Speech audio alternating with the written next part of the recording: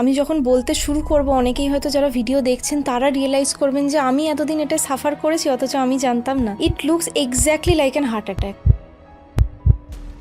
ইন্ট্রোভার্টদের মানসিক সমস্যা বেশি হয়, এটা কি বাস্তব, না এটা নাও হতে পারে? এবার ইন্ট্রোভার্টদের সমস্যা হলো, সমস্যা বলবো বা এটা তাদের ট্রেট, অ্যাকচুয়ালি এটা তো রোগ নয়, ওরা এভাবেই জন্মেছে, দে আর ইন্ট্রোভার্টস। প্যানিক অ্যাটাকের যে সমস্যা একটা মানুষ ভুগছেন, সেটা সে বুঝবেন কি করে? আপনার মনে হবে যে আমার হঠাৎ করে আউট অফ দ্য ব্লু প্রচণ্ড প্যালপিটেশন, অর্থাৎ বুক ধড়ফড় করছে, এক্ষুনি যেন আমার হার্টটা বেরিয়ে চলে আসবে, প্রচণ্ড একটা শ্বাসকষ্ট এবং যেন গলাটাকেও চেপে দিচ্ছে, একটা চোকিং সেন্সেশন হয় এখানে। এবারে তারা বলবেন যে কী করে বুঝবো, কারণ ওই মোমেন্টে মনে হয় এটা যার হয়েছে সেই জানে, যে মনে হয় আমি এক্ষুনি মারা যাব, এক্ষুনি আমার I will lose control and I will die. আমি আর বেশি দিন বাঁচবো না, এই একটা ভাব। ইভেন যারা 15-20 বছর বয়সী ছেলেমেয়েরা, তারা বলছে দূর, বাঁচতে আর ইচ্ছা করছে না। এই সমস্যাটা এখন কেন এতটা দেখা যাচ্ছে, আপনার কি মনে হয়? যদি ইয়াং জেনারেশনদের কথা বলি, তাদের না এখন পেশেন্সটা ভীষণ কম। এই ব্রেকআপ, মুভ অন, এই সমস্যাগুলো আপনারা ডিল করেন কি করে? মানে যে জিনিসগুলোতে মানে ভেঙে পড়ার মতো নয়, সেগুলো তাদের কাছে বিরাট একটা ক্যাটাস্ট্রোফাইজিং ইভেন্টের মতো মনে হয়, যে আমার একটা হয়তো ব্রেকআপ হয়েছে, আমার সব শেষ। এই মনোরোগ বিশেষজ্ঞদের কাছে যাওয়ার আগে একটা মানুষের মানে একটা খুব মিসকনসেপশন আছে যে পাগলের ডাক্তারের কাছে যাচ্ছে। এরকম নয়, psychiatry is not like that. নমস্কার, আজকের অতিথি ডক্টর দিশা মুখার্জি, খুবই পরিচিত একজন মনোরোগ বিশেষজ্ঞ, যিনি মানুষের মন এবং বিভিন্ন এই যে আজকের ডেটে যে মানসিক স্থিতির যে অসুবিধাগুলো হচ্ছে মানুষের দৈনন্দিন জীবনে, সেগুলো নিয়ে আলোচনা করলেন আমাদের সাথে। অনুষ্ঠান শুরুর আগে আমি ধন্যবাদ জানাচ্ছি সুরভারতী সঙ্গীত কলাকেন্দ্রকে, যারা আজকের এপিসোড স্পন্সর। সুরভারতী সঙ্গীত কলাকেন্দ্র একটি খুব পরিচিত কালচারাল এক্সামিনেশন বোর্ড, যারা আপনারা আঁকা, গান, নাচ কিংবা আবৃত্তি কিংবা যোগাসন শেখাচ্ছেন, তাদের ইনস্টিটিউশনের পরীক্ষা ব্যবস্থার জন্য সুরভারতীর সাথে যোগাযোগ করতে পারেন। সুরভারতীর যাবতীয় তথ্য আপনারা ডেফিনেটলি, যারা এই ফিল্ডে রয়েছেন তারা সুরভারতীকে চিনবেনই, তাও স্টিল আমি যাবতীয় ডিটেলস তথ্য আমি ডেসক্রিপশনে দিয়ে রাখছি। শুরু করা যাচ্ছে আজকে আমাদের এপিসোড দিশা মুখোপাধ্যায়, মনোরোগ বিশেষজ্ঞ, তার সাথে।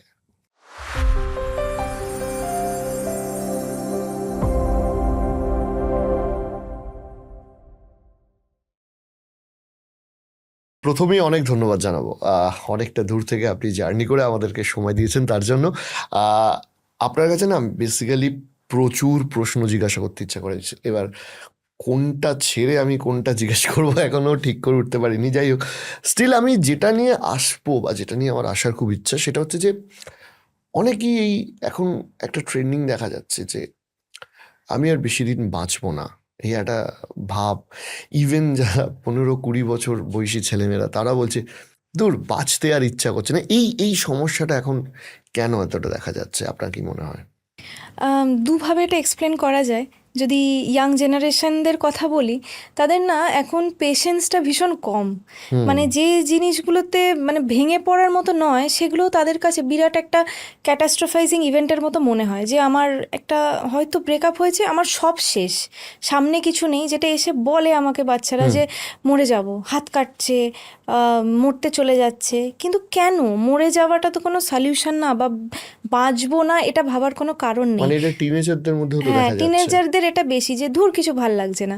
কারণ এখন মানুষের একটা ইনটেন্স গ্র্যাটিফিকেশন চাই, ইনস্ট্যান্ট, মানে এক্ষুনি আমাকে এই জিনিসটা পেতে হবে। এটার জন্য যে আমি ধৈর্য ধরবো, আমি যে অপেক্ষা করব কোনো জিনিসের জন্য, এই অপেক্ষাটা কমে যাচ্ছে। এবং সেজন্য জীবনে যে না পাওয়াগুলো হয়তো নর্মাল, সেগুলোকে তাদের অ্যাবনর্মাল মনে হচ্ছে, এবং সেটাতেই তারা প্রচণ্ড ভেঙে পড়ছে, যেটার জন্যই ভালো না লাগা, মরে যাব, এইগুলো। এটা গেল টিনেজারদের দিকটা। যদি একটু অ্যাডাল্ট একটা পপুলেশনের ওপর বলি, যখন তাদের জীবনে স্ট্রেস বাড়ছে, রেসপন্সিবিলিটি বাড়ছে, বা হয়তো পরিবারের অনেক দায়িত্বর সঙ্গে পরিবারের কেউ অসুস্থ, কাউকে অসুস্থ হতে দেখছেন, তাদের মধ্যে না ভেতরে ভেতরে এই ডেথ ফোবিয়াটা তখন বেশি কাজ করে, একটা হারানোর ভয়, যে হয়তো আমি চলে গেলে কি হবে, এই দায়িত্বগুলোর কি হবে, বা আমার ছেলেকে কে দেখবে, মেয়েকে কে দেখবে। তখন ধীরে ধীরে কিছু কিছু পেশেন্ট আসে যাদের প্রচুর ডাক্তার দেখিয়েছেন, কোনো টেস্টে কিচ্ছু পাওয়া যায়নি, কিন্তু তাদের সব সময় মনে হয় যে আমার বোধহয় এমন কোনো একটা রোগ হয়েছে যে আমি মারা যাব। এটাকে আমরা ইলনেস অ্যাংজাইটি বলি। এটা কিন্তু এটা অ্যাকচুয়ালি একটা ডিসঅর্ডার, ইলনেস অ্যাংজাইটির মধ্যেই পড়ে, এবং কিছুটা ওসি ট্রেটসের মধ্যে পড়ে। অর্থাৎ বারবার এরকম থটস আসে যে আমার রোগটা কেউ ধরতে পারছে না, বাট রোগ আছে। এবং সবসময় ম্যাক্সিমাম ক্ষেত্রেই তারা গুগল করতে থাকেন, বা এখন এআই এর হেল্প নেন, ChatGPT, যে আমার হয়তো সামান্য একটা হেডেক হচ্ছে খুব ইন্টেন্স সন্ধ্যে থেকে, আমার ব্রেন ক্যান্সার থাকতে পারে, আমার টিউমার থাকতে পারে, আমার এক্ষুনি একটা সিটি করানো দরকার, বা শ্বাসকষ্ট হচ্ছে আমার, তার মানে হার্ট অ্যাটাক এক্ষুনি শুরু হয়ে গেছে। তো এই জিনিসগুলোর টেন্ডেন্সি প্রচণ্ড বাড়ছে, এবং এটা গুগল যেহেতু সহজলভ্য হয়ে গেছে ইন্টারনেটে এখন মেডিকেল অ্যাডভাইস বা এগুলো, এটার জন্য টেন্ডেন্সিটা আরও বাড়ছে। আপনার কি মনে হয় যে মানে আমার জানতে ইচ্ছা করছে যে এই লাস্ট 10 বছর বা 20 বছরের মধ্যে আমাদের লাইফস্টাইলে যে ধরনের পরিবর্তনগুলো হয়েছে, সেখানে আমাদের জীবনে স্মার্টফোন আসা, তারপর স্মার্টফোনের সাথে সোশ্যাল মিডিয়ার আসা, সোশ্যাল মিডিয়ার ফরম্যাট বদলে যাওয়া, লং ভিডিও থেকে শর্ট ভিডিওতে আসা, অ্যাডিকশন, ইন্টারনেট অ্যাডিকশন, এই শব্দগুলো তো আমরা স্কুল লাইফে শুনিনি। এখন এই যে আসা, কারণ তখন নেশা বলতে লোকে বিভিন্ন মাদকদ্রব্য বা ইত্যাদির নেশা ভাবতো। এই যে বিষয়গুলো, এইটা কি আরো বেশি করে কারণ যে এই ধরনের সমস্যাগুলো আরো বেশি দেখা যাচ্ছে? অবশ্যই অবশ্যই, এটাই তো আমি বললাম যে ধরুন আমাদের মতো যারা আমরা হচ্ছি মিলেনিয়াল বা জেন ওয়াই যারা ছিলাম, তারপরে এসছে জেন জি, এই আমাদের জেনারেশনটা না, আমরা দুটো চেঞ্জকে খুব কাছ থেকে দেখেছি। আমরা স্কুল অবধি বা কলেজের শুরুর দিক অবধি প্রি ইন্টারনেট এরায় কাটিয়েছি। স্কুলের পর থেকে আমরাও পেয়েছি ফ্রি ইন্টারনেট, প্রথমে ফ্রি ইন্টারনেট, তারপরে ধীরে ধীরে এখন যেরকম চলছে শর্ট টার্ম মিডিয়া কনজামশন, এই যে রিল, এগুলো আমরা ফেস করেছি বলে আমরা দুটোর ডিফারেন্সটা করতে পারি, যে আমাদের ছোটোবেলা কতটা ফোকাস করতে পারতাম আমরা একটানা উইদাউট চেকিং দ্য ফোন, আর এখন আমরা নিজেরাও পারি না এখন। কিন্তু এই যারা জেনজি, পরের জেনারেশনগুলো, এরা জন্মাচ্ছে ইন্টারনেট এরাতে, এরা তো ইন্টারনেটের আগের জিনিসটা জানেই না।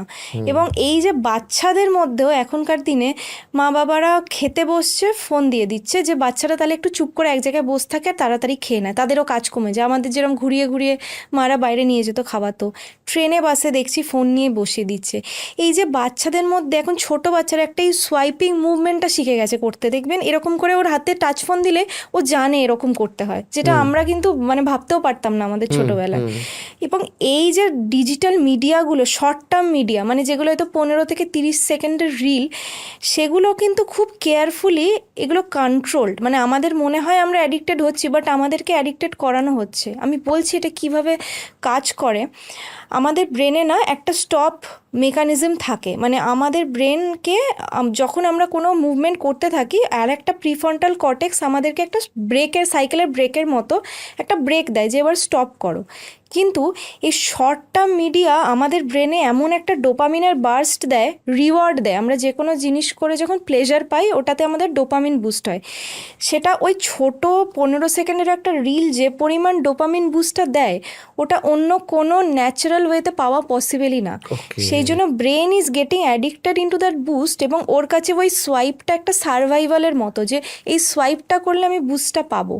সেই জন্য ওই ব্রেকটা তখন আর কাজ করছে না, যে আমাকে এবার স্টপ করতে হবে। এবং দেখবেন ধীরে ধীরে এই জন্য টাইম পারসেপশনটা চলে যায়, যে আমি হয়তো ভাবলাম 5 মিনিট ফোনটা দেখি, বাট কখন ওই সোয়াইপ করতে করতে অটো প্লের জন্য আমার 1 ঘন্টা পেরিয়ে গেছে, আমি বুঝতেও পারিনি।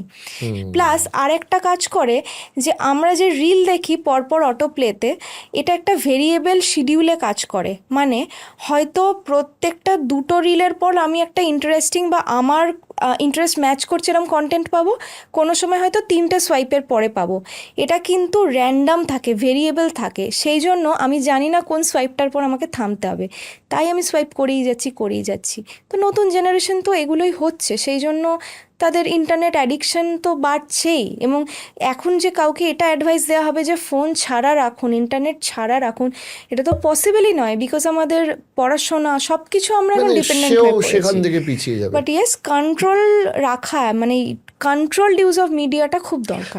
আমি না এইখান থেকে আপনাকে জিজ্ঞাসা করছি, মানে ভেরি স্পেসিফিক, যে আমি এরকম মানুষকে দেখেছি, কখনো এটা আমাদের ক্ষেত্রেও সত্যি, যে রিল দেখবো না বা এগুলো কম করব, সেটা চেষ্টা করেও সবসময় হয় না। মানে চেষ্টা করে, মানে ধরুন আমি বলছি যে যারা খুব কনসিয়াস যে এই বিষয়টা হলে এই সমস্যাগুলো হবে, এই যে ধরুন আপনার ভিডিওটা এখন যারা দেখছে শুনছে এবং প্রতিজ্ঞা করছে যে না কাল থেকে রিল দেখবো না, ঘটনাটা হচ্ছে একই হয়। হয়তো আমার আপনার ক্ষেত্রেও সেটা হয়, বা হয় এটা বাস্তবে, যে আমাদেরও হয়তো রিল দেখতে গিয়ে অনেক সময় সময়টা চলে যায় যেটা ক্যালকুলেশনের মধ্যে থাকে না। এইটাকে অ্যাভয়েড করার অ্যাকচুয়াল উপায়টা কি? আমি তো বললাম রিল দেখবো না, দিস ইজ নট মানে নর্মাল। মানে দেখবো, আমি কেন দেখবো না? আমাকে তো আপডেটেড তো থাকতে হবে আজকালকার যা যা কিছু দেখছি। এই এখনকার ভিডিওটা যেমন হয়তো আপনারা রিলেই দেখছেন বা ভিডিওতে দেখছেন, তো সেটা থেকে জানতে পারছেন। আমাকে না আমার ফিডটাকে কন্ট্রোল করতে হবে। নিউজ ফিডটা যেটা আসে, প্রেফারেন্সেসগুলো আমি সিলেক্ট করব। আমি যদি ফালতু কিছু আসে যেটা আমার ইন্টারেস্টে ম্যাচ করছে না, আমি নট ইন্টারেস্টেড করে সরিয়ে দেবো। ইন্টারেস্টেড কিছু এলে আমি ওটাকে ইন্টারেস্টেড করব, যাতে আমার অ্যাকচুয়ালি আমি প্রোডাক্টিভ কিছু দেখতে পারি। আমার তো মানে যেটাতে আমার টাইম ওয়েস্ট হবে, এটাতে সময় নষ্ট করে কোনো লাভ নেই। এবং একটা ওই টাইম পিরিয়ডটা আমাকে রাখতে হবে। ফোনে দরকার হলে অ্যালার্ম দেবো, যারা স্টুডেন্ট পড়ছে হয়তো 20 মিনিটস পড়ার পরে আমি 5 মিনিটস রিল দেখবো। এটা ব্রেনের মধ্যে একটা রিওয়ার্ডের মতো কাজ করে। তাহলে আমাকে 20 মিনিটসে এটা শেষ করলে আমি রিলটা দেখতে পাবো, নাহলে কিন্তু পাবো না। এইভাবে পজিটিভ রিওয়ার্ড মেকানিজমে যদি আমি তার দেখি, মানে আমি আর অনেকটা একটা বেটার। জিনিস করেছি যেটা আমার ক্ষেত্রে কাজে দিয়েছে বেসিক্যালি, সেটা হচ্ছে যে আমি মোবাইলে বেশিরভাগ সোশ্যাল মিডিয়া উড়িয়ে দিয়েছি। এবার এটা আমার ক্ষেত্রে সম্ভব হয়েছে, সবার ক্ষেত্রে নাও হতে পারে। যে আমি আমার যে টিভি আছে, আমি শুধু টিভিতেই, মানে আমার টিভিতে কোনো টিভি কানেকশন নেই, আমি ওখানেই ইউটিউব বা স্মার্ট এগুলো টিভিতে, দেখি। হ্যাঁ। আমি দেখেছি যে টিভিতে রিল দেখতে অনেক সমস্যা হয়, কারণ ওই সোয়াইপটা ওইভাবে করা ওটা যায় নেই। না। এবং টিভিতে লং ফরম্যাট ভিডিও দেখাটা অনেকটা সোজা, মানে তখন ওই Yes, অ্যাটেনশনটা yes. থাকে। আমরা হয়তো এটাও হতে পারে যে আমরা যেহেতু 90s কিড, আমরা ওই টিভি দেখে দেখে অভ্যস্ত, সেটার সাথে হয়তো আজকের ডেটের যারা রয়েছেন মানে জেনজি, তারা হয়তো কানেক্ট নাও করতে পারে। আমি এইখান থেকে বলছি যে এই রিল ধরে এটা কি শুধুমাত্র এই যে ল্যাক অফ কনসেন্ট্রেশন বা এগুলোই কারণ, নাকি এই যে অ্যাটেনশন স্প্যান যেটা আমাদের কমে যাচ্ছে সেটার জন্য বিভিন্ন যে অ্যাংজাইটি, সুইসাইডিয়াল থট বা কখনো কখনো ডিপ্রেশন, ফ্রাস্ট্রেশন, এগুলোও আসতে পারে? এক্স্যাক্টলি। অ্যাটেনশন স্প্যান মানে কি? আমি যে কোনো একটা স্টিমুলাসের ওপর কতক্ষণ ফোকাস করতে পারছি, টানা সাস্টেন করতে পারছি, এটাই হচ্ছে স্প্যান, এবং এটাকেই কনসেন্ট্রেশন বলি। তো যখনই আমি শর্ট টার্ম মিডিয়া দেখছি, আমার তো স্প্যানটা কমছেই। আজকে আমার ইউটিউবে একটা আধ ঘন্টার ভিডিও দেখতে খুব কষ্ট হয় না, একটাও ব্রেক নিয়ে। অথচ আগে তো আমরা ওগুলোই দেখতাম, ট্রাভেল ব্লগ দেখতাম, কথা শুনতাম। কিন্তু এখন এসে গেছে শর্টস, এবং এটাকেও তো ফিট করাচ্ছে যে শর্টস করলে বেশি ইনকাম, রিলস করলে বেশি ভিউজ, লং ভিডিওতে ভিউজ হচ্ছে না, এই জন্যেই। তো এইটাকে বাড়াতে গেলে আমাকে কিন্তু লং মিডিয়া দেখতে হবে, এবং এই ইন্টেন্স গ্র্যাটিফিকেশনটাকে আমাকে ডিলে করতে হবে। যে ইন্টেন্স একটা 15 সেকেন্ডের রিল দেখে যেটা পাচ্ছি, ওটা আমি দেখবো না, আমি লং ভিডিও এটা কি দেখবো। কনসিয়াসলি বন্ধ করতে হ্যাঁ, হবে? কনসিয়াসলি। কারণ আমাকে তো চারদিক থেকে আমাকে চেষ্টা করবে অ্যাডিক্ট করার, বাট আমার যদি ইচ্ছা থাকে যে আমি অ্যাডিক্টেড হব না, তবেই আমি এটা করতে পারবো। আর এর জন্য বাবা মাদের এই পেরেন্টাল কন্ট্রোলটা ছোট থেকে খুব দরকার। আমি এই জায়গাটাতেও আসছি যে আমি অনেক বাবা মাকে দেখেছি যে ছেলে মেয়েরা খেতে চাইছে না, শুধু খাওয়ার জন্য বা কথা শোনাবার জন্য, হয়তো একটা কোনো বাড়িতে গেছে, সেখানে গিয়ে বাচ্চাটা খুব দৌড়াদৌড়ি করছে, তাকে বসিয়ে রাখার জন্য মোবাইলে কার্টুন চালিয়ে দেয়। এবার সেই বাচ্চাটাকে যখন আমি 6 মাস বাদে বা 7 মাস বাদে দেখছি, সে তখন ওই ফোনে কার্টুন না দেখলে আর একদম। মানে যা তা করে সে তখন। সো এইটা বাচ্চাদের মানসিক হেলথে কতটা এফেক্ট এইটা করছে? স্ট্রিক্টলি আমরা বলি যে একদম স্ক্রিন টাইম মিনিমাল রাখতে, 2 বছরের নিচে তো স্ক্রিন টাইম 0, দেবেনই না ফোন। কিন্তু মানে এখনকার ওয়ার্কিং মা বাবাদের প্রবলেম, যেহেতু হাতে সময় কম, 1 ঘন্টা ধরে বাচ্চাকে খাওয়ানোর সময় নেই, বা ট্রেনে আমি খুব বেশি এটা দেখি, আমিও যাতায়াত করতে করতে ট্রেনে দৌড়াবে বলে ফোন দিয়ে বসিয়ে দেয়। But this is not normal. আমরাও তো বড় হয়েছি, আমরা কি ফোন নিয়ে বসতাম? বাইরে দেখবে, গাছপালা দেখবে, মানুষের সাথে কমিউনিকেট করবে। একটা বাচ্চা একটা সোশ্যাল সিচুয়েশনে কীরকমভাবে থাকবে, এটাও তো তার গ্রোথের একটা পার্ট। এটা থেকে তো তাকে বঞ্চিত করা হচ্ছে এবং ওই স্ক্রিনে তাকে ঢুকিয়ে দেওয়া হচ্ছে। তাই জন্য ওর এটা একটা হ্যাবিটের মতো হয়ে যাবে। হয়তো কোনো বাচ্চা রোজ রাত 9টায় খাবার সময় 15 মিনিট রিল বা কার্টুন দেখে, তাকে 5 দিন দেওয়ার পরে আপনি ফোনটা নিয়ে দেখুন, সে মানে রাখতে পারবেন না, যেরমভাবে উইথড্রল হয় সেরকম কান্নাকাটি করবে বাচ্চাটা। তাই জন্য হ্যাবিটটা তৈরিই করব না আমি একটা বাচ্চাকে তার নর্মাল গ্রোথটা দেব, কিন্তু এটার জন্য যে সে পিছিয়ে পড়বে বা এরকম কিছু ভাবার কারণ নেই। যখন সে স্কুলে যাবে বা তার কাজের পারপাসে যেটুকু দরকার, তার রিক্রিয়েশনে যেটুকু মানে দরকার দেব। বহু ফার্স্ট ওয়ার্ল্ড কান্ট্রিতে এখন 18 বা 16-র নিচে সোশ্যাল মিডিয়া ব্যান করে হ্যাঁ, দেওয়া হ্যাঁ, হয়েছে। তার মানে এর মানে ব্যাড এফেক্টস গুলো এখন দেখা যাচ্ছে। একদমই আছে। কন্ট্রোল থাকা দরকার এবং গভর্নমেন্ট কন্ট্রোলও থাকা দরকার, খুব খুব মানে সাংঘাতিকভাবে। এবার আমি একটা খুব গুরুত্বপূর্ণ বিষয় আসি, সেটা হচ্ছে যেগুলো নিয়ে আগে চর্চা হতো না।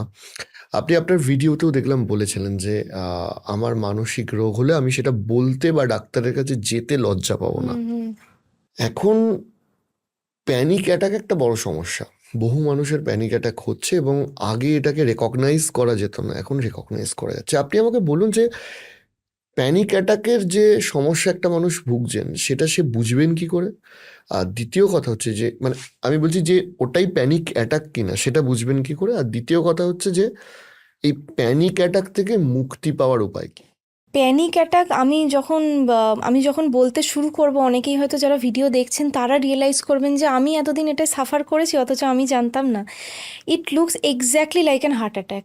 আপনার মনে হবে যে আমার হঠাৎ করে আউট অফ দ্য ব্লু প্রচণ্ড প্যালপিটেশন, অর্থাৎ বুক ধড়ফড় করছে, এক্ষুনি যেন আমার হার্টটা বেরিয়ে চলে আসবে, প্রচণ্ড একটা শ্বাসকষ্ট এবং যেন গলাটাকেও চেপে দিচ্ছে, একটা চোকিং সেন্সেশন হয় এখানে, ওকে। প্রচণ্ড হাইপার ভেন্টিলেট করা জোরে জোরে, মানে অর্থাৎ জোরে শ্বাস প্রশ্বাস ফেলা ঘন ঘন, এবং গলা শুকিয়ে আসা, হাত পাগুলো ঝিমঝিম বা নাম হয়ে যাওয়া, এবং খুব রেয়ার কেসে অজ্ঞানও হয়ে যায়, সিনকোপ হয়ে যায়। মেজরিটি কেসগুলো হয় আউট অফ দ্য ব্লু, অর্থাৎ কোনো কারণ ছাড়া হঠাৎ করে, হয়তো রাস্তায় চলছি এরকম হলো। কিছু কিছু কেসে স্ট্রেস থাকে, যে কোনো একটা হয়তো পরীক্ষা আছে, অ্যাংজাইটি থেকে হচ্ছে, বা কেউ মারা গেছে, কোনো সাডেন লস হয়েছে, বিজনেস লস বা চাকরি গেছে, বা কোনো ব্রেকআপ, ম্যারেজ ইস্যুস, স্ট্রেস থাকতে পারে, নাও থাকতে পারে। এবারে তারা বলবেন যে কী করে বুঝবো, কারণ ওই মোমেন্টে মনে হয়, এটা যার হয়েছে সেই জানে, যে মনে হয় আমি এক্ষুনি মারা যাব, এক্ষুনি আমার I will lose control and I will die. এটা কাউকে বুঝিয়ে বলা সম্ভব না, বাইরে থেকে দেখে কেউ বুঝতে পারবে না। বাইরে থেকে সে নর্মাল লাগছে। একদম নর্মাল, বা তাকে দেখে কেউ বুঝতে পারবে কিছু একটা হচ্ছে, বাট ওর ভেতরে যেটা চলছে অতটা প্রপোর্শনে ওটা বাইরে এক্সপ্রেসড হয় না।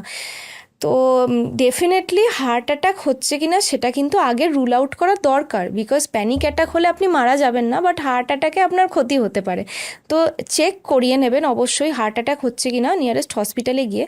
বাট এটা যদি রেগুলারলি হতে থাকে এবং সব টেস্ট নর্মাল আসছে, আপনি বুঝতে পারছেন, তখন অবশ্যই কনসালট্যান্ট সাইকিয়াট্রিস্ট, বা তার আগে ঘরে যেগুলো করবেন, ওই মোমেন্টে নিজেকে শান্ত করতে হবে এবং বারবার শুধু এটা ভাবতে হবে যে আমার একটা প্যানিক অ্যাটাক হচ্ছে, এটা ঠিক হয়ে যাবে, এটা 5 মিনিট পরে আই উইল বি ওকে, আমি মারা যাব না, আমার ভয়ের কিছু নেই।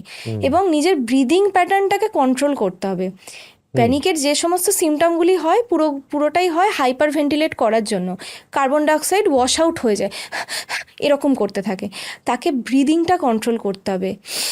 নাক দিয়ে জোরে নিঃশ্বাস নিয়ে 5 সেকেন্ড হোল্ড করে মুখ দিয়ে মোমবাতি যেভাবে নেভায় ওইভাবে জোরে শ্বাসটা ছাড়বো। এইটা কয়েকবার করলে ব্রিদিং প্যাটার্নটা যেই নর্মাল হতে শুরু করে, অনেকটা সিমটম কমে যায়।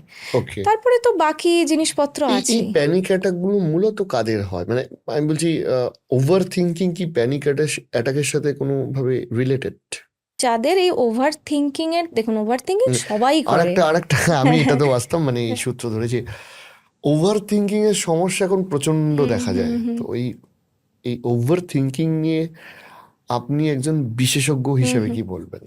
দেখুন কিছুটা over thinking normal. Over thinking কাকে বলি, মানে আমার লাইফে স্ট্রেস থেকে বা স্ট্রেস না থেকেও যে নর্মাল লাইফের ইভেন্টগুলো হচ্ছে এখন বা আগে যেগুলো হয়ে গেছে বা ফিউচারে কি কি হতে পারে, এগুলো নিয়ে অত্যধিক চিন্তা, যেটা এখন হয়তো আমার না করলেও চলে যায়, কিন্তু চিন্তাগুলো আসছে যে আগে আমার ওর সাথে ঝামেলা হয়েছিল, কেন হলো, ওকে আমি আর কি কি বলতে পারতাম, এরকম। বা আচ্ছা। হয়তো ইন ফিউচার, মানে আমার বাচ্চা হয়েছে, আমি যদি হঠাৎ মরে যাই আমার ছেলেকে কে দেখবে, আমার হাজব্যান্ডের আজ ফিরতে দেরি হচ্ছে, কেন ফোন করলো না, তাহলে কি কোনো অ্যাক্সিডেন্ট হয়ে গেল, এই ধরনের অত্যধিক চিন্তা, উইচ ইজ বাস্তব চিন্তা, কিন্তু কিন্তু সেটা তো না করলেও চলে, অথচ আসছে পরপর পরপর, এটাই ওভার যেগুলোকে আমরা থিঙ্কিং। ছোটবেলায় বলতাম যে ওই মানুষটা খুব টেনশনের হ্যাঁ, রুগী। টেনশন টেনশন টেনশন থেকে অত্যধিক এই লুপে চিন্তা ভাবনাগুলো। এই ওভার থিঙ্কিং এর জন্য কি কি ক্ষতি হয়? ক্ষতি বলতে এই যে সবসময় একটা হাইপার অ্যালার্ট স্টেটে না, থাকে বডি। শারীরিকভাবে মানে হাইপার টেনশন বা হ্যাঁ হ্যাঁ, মানে দেখুন ডায়াবেটিস। কনস্ট্যান্ট স্ট্রেসের যে লুপটা আমাদের হুম। বডিতে, cortisol hormone, stress hormone constant release হচ্ছে, কনস্ট্যান্ট, এবং এগুলো রিলিজ হলে বিপি বাড়বে, ঘুমের ইস্যু তো সবচেয়ে বেশি হয়, ডিপ স্লিপ হয় না, এবং শুতে গেলেই দেখবেন এই চিন্তাগুলো বারবার বারবার আসে। এবং স্লিপ প্রচণ্ড নেসেসারি, ঘুমোনোটা ঠিকভাবে একটা মানুষের প্রপার ফাংশনিংয়ের জন্য, এগুলো এফেক্টেড হয়, এবং কনসেন্ট্রেশন প্রচণ্ডভাবে যায়, এবং এটার কমনলি যেটা আমাদেরকে এসে পেশেন্টরা বলেন, ভুলে যাচ্ছি, সব ভুলে যাচ্ছি। এটা কিন্তু ডিমেনশিয়ার ভুলে যাওয়া না, এটা হচ্ছে বিকজ আমি যখন কাজটা করছি আমার মাথায় তখন অন্য কনসেন্ট্রেশন চিন্তা দিয়ে চলছে, করছি না। অন্য আচ্ছা। হাজারটা চিন্তা চলছে, আমি এটাই ফোকাসই করিনি, মনেই যখন নিয়ে আমি মনে আনবো কি করে আবার এই ফেরত। এই এই সূত্র ধরেই আমি বলছি ইনসমনিয়া একটা বড় সমস্যা, মানে রাতে ঘুম আসে না। আগে তো আমরা শুনতাম সেই রোমান্টিক গানগুলোতে বলতো রাতে ঘুম ঘুম ঘুম আসে না ইত্যাদি। সো এখন ঘুম না আসাটা একটা জেনুইনলি প্রবলেম হয়ে প্রচণ্ড। গেছে। আপনার কি মনে হয় যে কোন কোন কারণে আমাদের এই যে স্লিপ সাইকেল, হুম হুম। সেখানে তো বিভিন্ন রিলস এই ওই তাই ওভার থিঙ্কিং এগুলো আমাদের আলোচনায় উঠে এলো, এই এই ঘুম না আসার সংখ্যাটা বাড়ছে কেন? আপনার কি মনে হয় পারিপার্শ্বিক কতটা দায়ী? একটা তো হচ্ছে যে ঘুম যখন আসছে না, মানুষের স্বাভাবিকভাবেই হয়তো ঘুম দেরিতে এলো, আগে কি করা হতো, ঘুম আসছে না আমি শুয়ে থাকতাম চুপচাপ, ভাবছি, আগে বলা তো উল্টো গুনতে, কিন্তু এখন ঘুম না এলেই ফোনটা তুলে রিল, মানে ঘুম আসছে না, যতক্ষণ না আসছে আমি রিলস দেখে যাই বা কিছু হুম করে যাই। হুম। তো ডিজিটাল মিডিয়া যতক্ষণ চোখে ওই স্টিমুলাসটা দেবে, ঘুম আরোই আসবে না, ওটা ফার্দার ঘুমকে আরও সরিয়ে দেবে, এবং এটা করতে করতে স্লিপ সাইকেলটা একদম সরে যাচ্ছে, হয়তো গিয়ে ভোরবেলা 5টায় ঘুম আসছে, আবার হয়তো 8টা থেকে আমার অফিস আছে বা কাজ আছে, ঘুম পরিপূর্ণ হচ্ছে না, সারাদিন ঝিমোচ্ছি, আবার রাতে এসে একই সাইকেল চলছে, ঘুম আসছে না আমি রিল দেখছি এগুলো, অথবা ঘুম আসছে না নেশা করে যাচ্ছে, হয়তো আমি সিগারেট হুম খাচ্ছি, হুম হুম। ঘুম আসছে না ঘুরে আসি একটু, এরকমভাবে ঘুম কিন্তু কোনোভাবেই আসবে না। সবার আগে আপনার ঘুম আসুক না আসুক, আপনার স্লিপ টাইমটাকে ফিক্স করতে হবে, আপনি 11টায় শোবেন কি 12টায় শোবেন সেটা আপনার ব্যাপার, ফিক্স টাইমে শুতে হবে। আমি যেগুলো বলছি এগুলো স্লিপ হাইজিন, এগুলো মেনটেন করতে হয়। ঘর অন্ধকার হবে, কোনো লাইট নয়, বা খুব মিনিমাল নাইট ল্যাম্প, আদারওয়াইজ অন্ধকার ঘর ইজ বেস্ট। ফিক্স টাইমে শুতে হবে। ডিজিটাল মিডিয়া আধ ঘন্টা, ঘুমের আগে আধ ঘন্টা কোনো রকম ডিজিটাল মিডিয়া দেখা যাবে না। বই পড়তে পারেন অল্টারনেটিভলি, খুব ভালো একটা ঘুম হুম। আসার হচ্ছে বই। এছাড়া চা কফি সন্ধ্যের পর থেকে নো নো চা কফি, এটা কিন্তু ঘুমকে প্রিভেন্ট করে আসতে, এবং একটা রেগুলার ফিজিক্যাল অ্যাক্টিভিটি করলে ঘুম আসতে বাধ্য। এখানে আরেকটা ব্যাপার হয়েছে, মানে আমি বলছি বিশেষ করে কলকাতার দিকে যে পার্টি কালচার হুম চালু হুম হয়েছে, হুম যে উইকেন্ডে পাব অ্যান্ড অল এখানে যাওয়া, হুম। এবং এটা জেনজিদের ক্ষেত্রে আরও প্রকট হয়ে আসছে যে মানে ওই 4-5 জন বন্ধু মিলে বিভিন্ন এখন প্রচুর পাবস কলকাতা ইত্যাদি, সেখানে অ্যালকোহল কনজামশন, এগুলোও তো আমার স্লিপ সাইকেলকে এফেক্ট করতে পারে, মানে করে হ্যাঁ ইনফ্যাক্ট। করে, মানে সেটা যদি রেগুলার বেসিসে হয়, উইকেন্ডে একদিন মানুষের স্ট্রেসফুল একটা উইক কাটানোর পরে একদিন যাচ্ছে, সেটাতে নো হার্ম, এন্টারটেনমেন্ট রিক্রিয়েশন তো লাইফে থাকতেই হবে, সেটা যার যার পার্সোনাল চয়েস, আমি সেটা অপোজ করছি না, কিন্তু when it becomes a pattern and dependence, যে প্রত্যেক দিন হয়তো আমার 7টার পরে অ্যালকোহল 2 পেগ না নিলে আমার ঘুম আসে না, আমি ঘুমোতে পারি না, then that it is is a problem. Dependence, এবং এটাই আপনার ফার্দার ঘুম আসতে প্রিভেন্ট করছে ইন দ্য লং টার্ম, আপনি অ্যাডিক্টেড হয়ে যাচ্ছেন, তারপরে 2টোই হবে না 3টে লাগবে, this is a then addiction pattern. যতক্ষণ ওটা কন্ট্রোল থাকবে একটা পার্টিকুলার ডে বা উইকেন্ডে, ততক্ষণ অবধি ইটস ওকে। এরপরে একটা বিষয় আসছে, সেটা হচ্ছে যে আরেকটা কারণে ঘুম আসে না, সেটা হচ্ছে মানে এই যে ব্রেকআপ এখন একটা সম্পর্কের মধ্যে একটা টানাপোড়েন একটা খুব কমন হয়ে গেছে। আপনিও আই বিলিভ কি আপনার কাছেও হুম হুম যা পেশেন্টরা আসেন হয়তো 30-40%, আমাকে একজন বলেছেন, মানে আমার এক বন্ধু আছে যে মনোরোগ বিশেষজ্ঞ, বলছে 60-70% কেস এখন রিলেশনশিপ থেকে আসছে। তো যাই হোক, আহ, এই এই ব্রেকআপ, মুভ অন, এই সমস্যাগুলো আপনারা ডিল করেন কি করে? বা হয়তো এখন কেউ দেখছে হুম হুম যার হয়তো সদ্য ব্রেকআপ হয়েছে, আপনি কি বলবেন তাদেরকে? দেখুন, রিলেশনশিপে এই ব্রেকআপ ব্যাপারটা হলো, আম, কষ্টটা কিন্তু অতটাই হয় যতটা একটা ডিভোর্স হলে হয়। সেটা যার ইমোশন ইনভেস্টেড রয়েছে কোনো হুম রিলেশনে, তার তো ব্রেকআপে কষ্ট হবেই। হুম তাই ব্রেকআপের পর যে আপনার যে ফিলটা হচ্ছে, এই যে কান্না পাওয়া বা ওই মেমোরিজগুলো মনে পড়া, হুম ঘুম না আসা, this is a normal human reaction যদি হুম আপনার ইমোশনস ইনভেস্টেড ছিল। হুম তো এইটাতে ভয় পাওয়ার কিছু নেই। Time will heal. যত টাইম যায় এই ইমোশনগুলো থাকে, বাট অনেকটা কমতে থাকে ধীরে ধীরে ইন্টেন্সিটি। আমাকে এসে বলে যে পেশেন্টরা যে এমন কিছু দিন, ওষুধ দিন বা কিছু দিন যাতে আমি ভুলে যাই, ওকে হুম ভুলে যেতে পারি। But this is not possible. আপনার জীবনে ভালো মেমোরিজগুলো থাকবেই সব সময়। ব্রেকআপ হয়েছে কিন্তু মুভ অন করতে গেলে আপনাকে কিন্তু ফার্দার মানে কমিউনিকেশন বা ফার্দার কোনো স্টিমুলাস আসা ওদিক থেকে, যেগুলো আপনার মেমোরিজকে বারবার দুঃখ দেবে, সেই স্টিমুলাসটাকে বন্ধ করতে হবে। মুভ হ্যাঁ, মানে অন করা তবেই অনেকে পসিবল।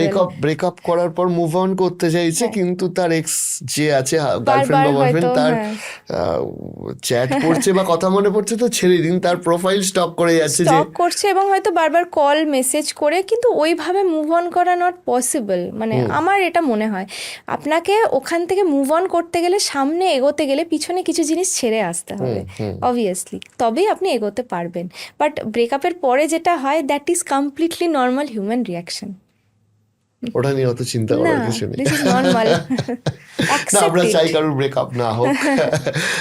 সো এইখান থেকে আরেকটা প্রশ্ন আমার মাথায় আসছিল, যেটা হচ্ছে যে ইন্ট্রোভার্ট যারা, মানে ইন্ট্রোভার্ট যারা নিজেকে এক্সপ্রেস করতে পারে না, যাদের অনেক কিছু বলতে চায় বলতে পারে না। আমি এরকম ইন্ট্রোভার্টকে দেখেছি যে আমাকে বলেছে যে আমার ঝগড়া হচ্ছিল, মনে হচ্ছিল যে খুব জোর চিৎকার করি, তাও সে বলতে পারেনি। সে তারপরে এসে ভাবছে যে এইগুলো বললে হয়তো ভালো হতো। আচ্ছা, আপনি কি এটা দেখেছেন বা এটা কি হয় অ্যাকচুয়ালি যে ইন্ট্রোভার্টদের মানসিক সমস্যা বেশি হয়? এটা কি বাস্তব, না এটা নাও হতে পারে? হয়, কিছুটা তো হয়, কারণ তারা ওই যে বললেন এক্সপ্রেস করতে পারে না। আমি যদি মনের কথা বলতে পারি না বাইরে কাউকে, যেটা ভেতরে হচ্ছে, ভেতরের লোডটা অনেকটা কমে। হুম এবার ইন্ট্রোভার্টদের সমস্যা হলো, সমস্যা বলবো বা এটা তাদের ট্রেট, অ্যাকচুয়ালি এটা তো রোগ নয়। ওরা এভাবেই জন্মেছে, দে আর ইন্ট্রোভার্টস, মানে ওদের ইন্ট্রোভার্সন হয়, ওদের এনার্জিটা ডাইরেক্টেড ইনওয়ার্ডস টুয়ার্ডস সেলফ। এক্সট্রোভার্টদের এনার্জি ইজ ডাইরেক্টেড আউটসাইড। আমরা বাইরে নিজেকে এক্সপ্রেস করি, এটা করি ওটা করি। আমাদেরকে যদি আবার কেউ উল্টোটা করতে বলে, আমরা পারবো না। কিন্তু ইন্ট্রোভার্টদের ক্ষেত্রেও এক্স্যাক্টলি সেম জিনিস হয়। ওদেরকে যদি কেউ খুব আউট পারফর্ম করতে বলে, এক্সপ্রেস করতে বলে, ওদের অ্যাংজাইটি হয়, ওরা পারে না। কিন্তু এটার আবার নেগেটিভ এফেক্টটা এটাও হচ্ছে যে ভেতরে যখন জিনিসগুলো জমছে, তারা সেটা বার করতে পারছে না এবং অ্যাংজাইটি বা ডিপ্রেশনে তারা বেশি ভোগে, এবং সেটাতে অনেক পরে এসে তারা হেল্প নেয়, কারণ তারা এই ভাবতে ভাবতে যাবো কি যাবো না, বলবো কি বলবো না করতে করতে অনেকটা ডিলে করে ফেলে। তো ওদেরকে ভেন্ট আউটটা করতে হবে। ভেন্ট আউট অর্থাৎ হচ্ছে এক্সপ্রেস করতে হবে, সেটা অন্য কোনোভাবে হতে পারে। যেরকম তাদের কোনো জিনিস যেটা ভালো লাগে, সেটা কোনো গান হতে পারে, নাচ হতে পারে, হোয়াট এভার, যা ইন্টারেস্টের জায়গা, সেখানে তারা তাদের ফিলিংসগুলোকে এক্সপ্রেস করুন, ওই এনার্জিটাকে চ্যানেলাইজ করুক। বা সবাইকে না বলতে পারুক, নিজের কোনো ট্রাস্টওয়ার্দি ফ্রেন্ড বা ফ্যামিলি মেম্বার তো থাকবে যে তাকে জাজ করবে না, নিউট্রাল ওয়েতে শুনবে। তার কাছে গিয়ে এক্সপ্রেস করাটা কিন্তু দরকার ইন্ট্রোভার্টদের, কারণ এক্সপ্রেস না ইন্ট্রোভার্ট কি করলে, কোনো মানুষের কোনো কারণে হয় নাকি বাই নেচার হয়? জেনারেলি বাই নেচার হয়। এগুলো পার্সোনালিটি ট্রেট। পার্সোনালিটি আমাদের ছোট থেকেই গড়ে ওঠে, কিছুটা বাই বার্থ থাকে, বাই জেনেটিক। আমার মা বাবা যদি খুব ইন্ট্রোভার্ট হয়, আমার পক্ষে দুম করে এক্সট্রোভার্ট হওয়াটা একটু মুশকিল। তো কিছুটা ট্রেট থাকে, কিছুটা এই ছোট থেকে বাচ্চা যে পরিবেশে বড় হয়, যা দেখে বড় হয়, সেটার এফেক্ট থাকে। এবং মানুষ অনেক সময় ধাক্কা খেতে খেতে, স্ট্রেস হতে হতে অনেক সময় তার পার্সোনালিটি ট্রেট চেঞ্জও হয়। তাই পিন পয়েন্ট করে বলা মুশকিল কেন হয়, বাট মোস্টলি ওরা এভাবেই বড় হয়। এবার আমি যদি আপনাকে জিজ্ঞেস করি, যদিও এটা খুব সহজে বলাটা মুশকিল, যে এই যে মানসিক স্থিতি ইন জেনারেল ইন্ট্রোভার্ট আর এক্সট্রোভার্টদের মধ্যে কি কি তফাৎ আপনি আপনার যে চিকিৎসা জীবন সেখানে লক্ষ্য করেছেন? এক্সট্রোভার্টরাই বেশি এসে পৌঁছায় সাইকিয়াট্রিস্টের কাছে, কারণ আচ্ছা। অ্যাজ ইউজুয়াল বললাম ইন্ট্রোভার্টরা অনেকটা তাদের ভাবতে সময় চলে যায় এবং হয়তো আসে না, কিন্তু এক্সট্রোভার্টরা আসে এবং তারা এক্সপ্রেসটা করে বেটার ওয়েতে, এই জন্য তারা কিন্তু কিছুটা বেটার থাকে মেন্টাল হেলথের বিষয়গুলোর ব্যাপারে। আবার কিছু ইন্ট্রোভার্ট আছে যাদেরকে না খুব মিস ইন্টারপ্রেট করা হয়, মানে মা বাবারাও এটা বলে, আমি দেখেছি বাচ্চাদের, ও কারোর সাথে মেশে না, কথা বলে না, বেরোয় না বাড়ি থেকে, বাট তার হয়তো ওটাই ভালো লাগে, তার একা থাকতে ভালো লাগে, মানে সে এরকম নয় যে সে খুব কষ্ট করে রয়েছে, তার বেশি লোকের সাথে কথা বলতে ভালো লাগে না, সে একা থাকে, নিজের মতো আনন্দে আছে। এবার এরকম যদি কারোর ট্রেট হয় তাকে কিন্তু প্রেশারাইজ করলে তার কষ্ট বেশি হবে। যে তুমি যাও গিয়ে মেশো, যা গিয়ে কথা বল, যা গিয়ে বন্ধুদের সাথে ঘোর, তার ভালো লাগে না, সে যায় না, সে হ্যাপি তার নিজের স্পেসে। এই স্পেসটা দেওয়াটা খুব এই দরকার। জায়গাটা আমি আসছি যে অনেকেই ভাবে যে মানে নিজের ছেলে বা মেয়ে ইন্ট্রোভার্ট হলে যে ও মেশে না, আনসোশ্যাল, অসামাজিক, মানে অনেক রকমের তকমা, মানে ঘরের কোণে বসে থাকে চুপচাপ। এই এই বিষয়গুলো এই বিষয়গুলো কিন্তু তাদের মেন্টাল হেলথকে এফেক্ট করে, যেটা আপনি বললেন। এইটা কতটা নর্মাল আর কতটা নর্মাল নয়, মানে কখন থেকে বাবা মারা চিন্তিত হবে যে আমার ছেলেটা বোধহয় ঠিক না?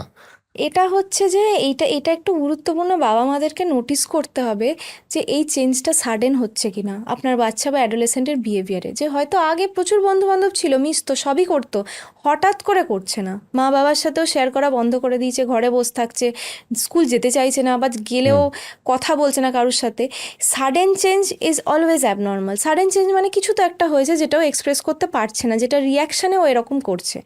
আর যদি ও বরাবর ছোট থেকে এরকম হয় এবং এটার জন্য যদি ওর নিজের কোনো ডিস্ট্রেস না থাকে, যে আমার প্রবলেম নেই, আমি একা ভালো আছি, আমার এরকমই ভাল লাগে, আমাকে ডিস্টার্ব করো না, তাহলে ইটস ওকে, ওকে ছেড়ে দিন ওইভাবে, ও নিজে ফিগার আউট করে নেবে। বাট আদারওয়াইজ আরেকটা খুব ইম্পর্টেন্ট নাম হয় সোশ্যাল অ্যাংজাইটি, যেটা ছোট থেকে থাকে, and it's actually a disorder, social anxiety.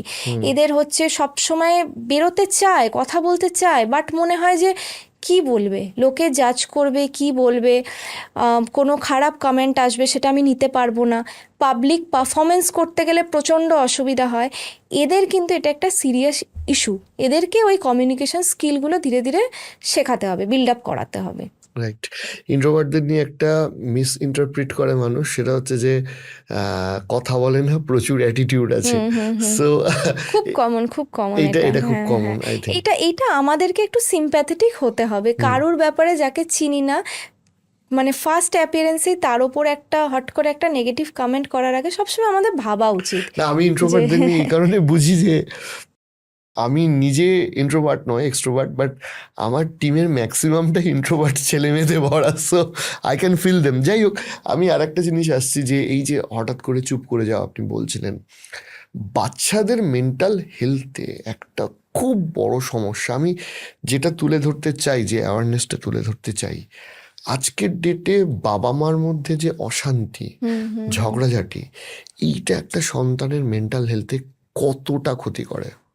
প্রচণ্ড, মানে আমি যদি বলি, মানে এখানে সবচেয়ে বড় রোল মা বাবার। আমি একটা কেস দিয়ে বলছি, আমার কাছে একটা বাচ্চা আসতো, মা বাবা নিয়ে এসেছিল, মা বাবার কমপ্লেন এটাই ছিল যে বাচ্চাটা খুব বদমাইশি করতো, দুষ্টু বাচ্চা যেরকম হয়, হঠাৎ করে খুব ভালো হয়ে গেছে, খুব শান্ত হয়ে গেছে, বেশি কথা বলে না, যা বলে শুনে নেয়, প্রচুর পড়াশোনা করছে।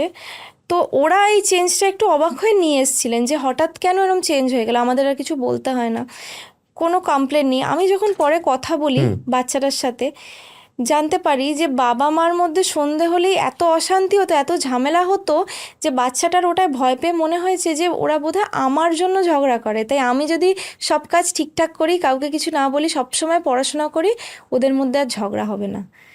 মানে বাচ্চারা না আমাদের মতো বোঝাতে পারে না ওদের ইনসিকিউরিটিসগুলো, এবং এই যে ভেতরে ওই যে চিৎকার চেঁচামেচি অশান্তি দেখে ওরা ফিল করে যে মানে আমি বোধহয় হারাবো মা বাবাকে, বা ওরা আমাকে নিয়ে করছে, তখন বাচ্চারা ওই নিজেকে না পানিশ করা স্টার্ট করে, যে আমি কিচ্ছু করব না, কিচ্ছু চাইবো না, কিছু বলবো না। প্রচুর বাচ্চা করে এটা, প্রচুর। তাই জন্য প্লিজ, যখন বাবা মাদের পরিবারে ঝগড়া হতেই পারে, বাচ্চার সামনে যতটা পারবেন কম করার চেষ্টা করবেন।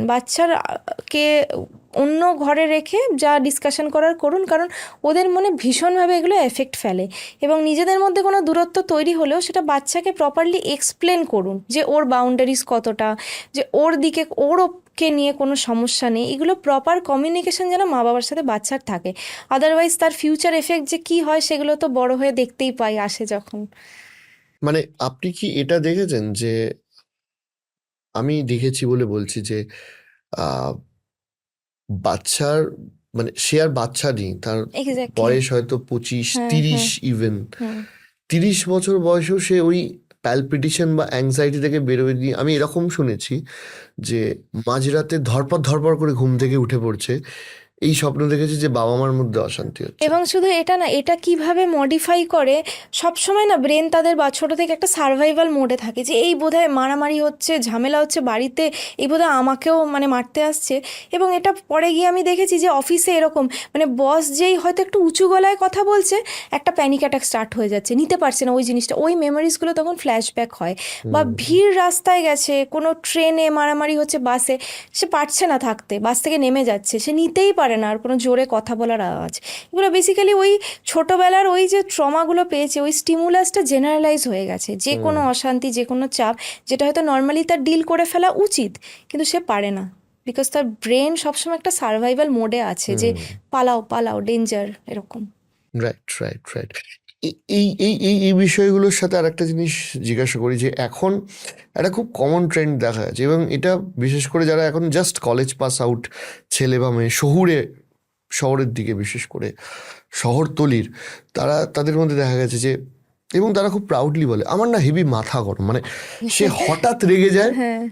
এবং হঠাৎ রেগে গিয়ে যা তা করে, পরে সে 1-2 ঘন্টা বাদে নিজেই বুঝতে পারে যে না, এতটা বাড়াবাড়ি করাটা উচিত হয়নি। এই মানসিক সমস্যাটা কেন হয়, আর এইটা থেকে নিজেকে একটা মানুষ ঠিক করবে কি করে? রেজ, অ্যাগ্রেশন মানে রাগ is a normal human emotion. রাগ, দুঃখ সবই একটা নর্মাল, কিন্তু এই যে একটা অ্যাগ্রেশনটা এখন প্রচণ্ড এসে গেছে একটা ইউথের মধ্যে, যে কিছু হলেই মেরে ফেলবো, ভেঙে ফেলবো, দুটো ফোন ভেঙে ফেলছে কোনো ব্যাপার না, রাগ হলো ফোন ছুঁড়ে ভেঙে মানে ফেললো, আমি এটা দেখেছি, কাউকে মানে মারলো। জেনুইনলি আপনি বললেন বলে খুব মানে কমনলি আপনার ফোন। আপনার হাতে আমার হাতে যে কাটা আপেল চিহ্ন দেওয়া ফোন রয়েছে, সেই দুটো ফোন তিনটে ফোন নতুন ভেঙে ফেলছে। কিনেছে, হ্যাঁ। পরের দিনকে ছুঁড়ে ভেঙে দিয়েছে। এটা তো আমরা মানে ভাবতেও পারি না যে একটা হ্যাঁ, কেনা মানে এত কষ্টের জিনিস কখনো ভাঙতে পারবো। এটাই হচ্ছে ছেলে মেয়েদের মধ্যে ছোটবেলা থেকে গড়ে তুলতে হবে যে ইনস্ট্যান্ট কোনো গ্র্যাটিফিকেশন হবে না, যে কোনো জিনিস তোমাকে অর্জন করতে হবে। আর একটা হচ্ছে যে এই অ্যাগ্রেশনের একটা তো হলো অ্যাকাউন্টেবিলিটি, তাকে কোনো দিন কেউ বোঝায়নি যে এই অ্যাগ্রেশনটা ঠিক নয়, তুমি যে রাগ করে ভাঙছো এবং এটাই যে আমরা ভয় পাচ্ছি এবং তোমার ডিমান্ড মেনে নিচ্ছি, এটা ঠিক নয়। এইটা তাকে ছোট থেকে বোঝাতে হবে যে aggression is not an answer to anything. আর অনেক সময় এটা হয় যে আমরা অন্য কোনো হয়তো ইমোশন আমাদের ভেতরে রয়েছে, যেরকম আমি হয়তো খুব ফ্রাস্ট্রেটেড, আমি দুঃখ পেয়েছি, মানে আমার অফিসে কোনো একটা ঝামেলা হয়েছে, আমাকে কেউ বকেছে, বসের কাছে ঝামেলা, কিন্তু আমি ওটা এক্সপ্রেস করছি রাগ দিয়ে, বাড়ি এসে হয়তো প্রচণ্ড ভাঙচুর করে ফেললাম, মায়ের সাথে ঝামেলা করে ফেললাম, ফোন ভেঙে ফেললাম। কিন্তু তার বদলে যদি আমি এসে আমার ইমোশনগুলোকে লেবেল করি যে আজকে আমার ভালো লাগছে না, আমার ঝামেলা হয়েছে, আমি খুব বিরক্ত রয়েছি, আমি খুব দুঃখে রয়েছি, যে কেন, আমি তো এটা ডিজার্ভ করি না, এটা করলে কিন্তু এই রাগটা হয় না। কিন্তু রাগ দেখানোটা যেহেতু ইজি, এক মোমেন্টে কিছু একটা ছুড়ে দিলে যেহেতু ইমোশনটা অনেকটা নেমে যায়, তাই আমি ওই রাস্তাটা বেছে নিচ্ছি, তাই এটা আমি করব না। না, এইটা একটা প্রবলেম হয়েছে, মানে হঠাৎ সে রেগে যায়, রেগে গেলে সেই মানুষটা একরকম, আর রাগ ঠান্ডা হয়ে গেলে সেই মানুষটা অন্যরকম। এইটাই বা কেন হয়? ইম্পালসটা মানে আমাদের এটা সত্তা, আমাদের মানে একটা বাঘ সিংহ অ্যানিম্যালের যে প্রাইমারি ইনস্টিংক্টগুলো থাকে, রেগে যাওয়া মানে কিছু গিয়ে অ্যাটাক করে ফেলা, এগুলো কিন্তু আমাদেরও ন্যাচারাল ইনস্টিংক্ট। কিন্তু আমাদের ব্রেন যত আমরা ইভলিউশন হয়েছে, যত সার্ভাইভাল ইনস্টিংক্ট এসছে, আমরা এগুলো কন্ট্রোল করতে শিখেছি। এই কন্ট্রোলটা না থাকলে ইম্পালসিভিটি বাড়বে। এবার কারুর ক্ষেত্রে এই কন্ট্রোলটা নিজে চেষ্টা করলে আনতে পারে, কিন্তু যখন আনতে পারছেন না, তার মানে সিরিয়াস ইম্পালস কন্ট্রোল ডিসঅর্ডার রয়েছে, তখন সাইকিয়াট্রিস্ট বা সাইকোলজিস্টের হেল্প নিতে হবে। নিতে হবে। এই মনোরোগ বিশেষজ্ঞদের হুম, কাছে যাওয়ার আগে একটা হুম। মানুষের মানে একটা খুব মিসকনসেপশন আছে যে পাগলের ডাক্তারের কাছে যাচ্ছি, ঠিক আছে? এইটা ভেবে অনেকজন মনোরোগ বিশেষজ্ঞের কাছে যায় না। মানে মনোরোগ বিশেষজ্ঞের কাছে যাওয়া মানেই যে আমি পাগল নয়, এই অ্যাওয়ারনেসটা এখনো ছড়ায়নি। আপনি এইটা নিয়ে কিছু যদি বলতে চান। আমি তো যবে থেকে মানে আমি এই সাবজেক্টটা বেছে নিয়েছিলাম নিজের হুম, ভালো লাগতো বলে, চেয়েছিলাম অন্য কিছু করতে, তাই সব সাবজেক্ট ডাক্তারি ছেড়ে আমি এটা নিয়েছিলাম। হুম, এবং আমি নিয়েছিলাম 5-6 বছর আগে, যখন কোভিডের আগে, তখনও কিন্তু এতটা অ্যাওয়ারনেস ছিল না, এবং অনেক জায়গা থেকে অনেক রকম কথা আমি শুনেছিলাম যে কি হবে নিয়ে, কেউ আসবে না। কিন্তু যখন মানুষ আসে না এবং যখন রেজাল্টটা পায়, তখন মানে আমাকে এসে এটাই বলে যে হুম, জানেন ম্যাডাম, আমি 2-3 মাস ধরে শুধু ভেবেছি আপনার কাছে আসবো, কিন্তু আসতে পারিনি, শুধু ভেবে গেছি, কিন্তু এই ভেবেছি লোকে কি বলবে, কেউ যদি দেখে কি বলবে, গেলে ওষুধ দিয়ে হুম। দেবে, গেলে আমি সারাদিন ঘুমোবো। বাট এরকম নয়, psychiatry is not like that. আপনি যে প্রবলেমগুলো ভুগছেন সেটার সমাধান করার জন্যই তো রয়েছি আমরা। যখন ট্রিটমেন্ট অ্যাভেলেবেল রয়েছে, আমি সাফার করব কেন? এটা হচ্ছে আমার পয়েন্ট। এবং তারাও যখন ঠিক হন এটাই বলে যে আমি এত বছর ধরে কষ্ট পেয়ে গেছি, অথচ হয়তো এই 2-3 মাসে আমার মনে হচ্ছে আমি নর্মাল একটা মানুষ যেভাবে বাঁচে ওইভাবে বাঁচছি, তাহলে আমি কেন আসিনি এতদিন? ওটাই মেসেজ আমার, যে যখন ট্রিটমেন্ট অ্যাভেলেবেল রয়েছে, কোনো সাইকিয়াট্রিস্ট বা সাইকোলজিস্ট আপনাকে জাজ করবে না কোনো দিন। এটাই আমাদের কাজ, নন জাজমেন্টাল নিউট্রাল ওয়েতে শোনা, দেখা এবং চিকিৎসা করা। তাই জাজমেন্টের ভয় কখনোই করে নিজের ট্রিটমেন্টকে দেরি করবেন না। আপনি একটা কথা বলুন, সেটা হচ্ছে যে এখনকার দিনে তো অনেক কুসংস্কারও আছে যে যারা মনোরোগকে অন্যান্য রকম কুসংস্কার হুম, হুম। ভাবেন। তো এইগুলো আপনি দেখেছেন আপনার চিকিৎসা জীবনে? অবশ্যই, মানে কোর সাইকোটিক কেস যেগুলো হয়, এই হুম, স্কিজোফ্রেনিয়া হোক, বাইপোলার, যেখানে হয়তো হঠাৎ করে একটা প্রচণ্ড অ্যাগ্রেশন, অসংলগ্ন আচরণ, ভাঙচুর করছে সব, সন্দেহ করছে প্রচণ্ড যে সবাই আমার শত্রু, মারতে আসছে, জেনারেলি এগুলো সাইকোটিক কেসেসে দেখা যায়। তো গ্রামের দিকে না, ওরা তো জানেই না যে এটা একটা রোগ, তাই জন্য খুব স্বাভাবিকভাবেই এই ঝাড়ফুঁক করাতে ওঝা তান্ত্রিক এদের কাছে নিয়ে যায়। কারুর কারুর হয়তো কিছু ঝাড়ফুঁকে কিছুটা বিশ্বাসে কিছুটা কমে, আবার রিল্যাপস করে, আলটিমেটলি তখন অনেক দেরিতে তারা নিয়ে আসেন। এবং এই যে ডিলেটা হয়, এটাকে আমরা বলি ডিউরেশন অফ আনট্রিটেড ইলনেস। এটা যত বেশি হয়, লম্বা হবে, তত কিন্তু প্রগনোসিস অর্থাৎ রোগটা সেরে যাওয়ার ইয়েটা আরও কমে যায়, চান্সটা। তাই জন্য যত তাড়াতাড়ি পারেন এগুলো না করে যদি তত তাড়াতাড়ি ডক্টরের কাছে নিয়ে আসেন, নিদান পক্ষে গ্রামের যে হসপিটাল রয়েছে সেখানেও যদি নিয়ে যান, অনেক তাড়াতাড়ি কিন্তু ভালো হয় রুগীরা। এটাই আমার হুম। মেসেজ। আমি আপনার থেকে কিছু স্টোরি যদি ইন্টারেস্টিং থাকে, আপনার সাথে কথা হচ্ছিল, আপনি বলছিলেন, আমি একটু জানতে চাইবো যে এই যে চিকিৎসা জীবন, চিকিৎসকের যে জীবন, সেখান থেকে কিছু ইন্টারেস্টিং স্টোরি। অ্যাকচুয়ালি পেশেন্টদের নাম বা আইডেন্টিটি কোনো ডিসক্লোজ স্বাভাবিক, করছি না, বাট স্বাভাবিক। কিছু হ্যাঁ স্পেসিফিক স্টোরি যেগুলো মনে গেঁথে যায়।